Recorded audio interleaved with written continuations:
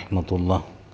മുത്തുനബി സല്ലല്ലാഹു അലൈഹി വസല്ലമ തങ്ങൾ നമ്മളെ പഠിപ്പിക്കുകയാണ്, അദ്ദുനിയ മസ്റഅത്തുൽ ആഖിറ. ദുനിയാവ് എന്ന് പറഞ്ഞാൽ ആഖിറത്തിലേക്കുള്ള ഒരു കൃഷിയിടമാണ്. നാം ഈ ദുനിയാവിൽ ഒരു കർഷകൻ ആദ്യമായി വിത്തിട്ട് അതിന് വെള്ളമൊഴിച്ച് വളമിട്ട് അതിന് ആവശ്യമുള്ള കാര്യങ്ങളെല്ലാം ചെയ്താൽ മാത്രമേ അവനിക്ക് വിളവെടുക്കാൻ പറ്റുകയുള്ളൂ.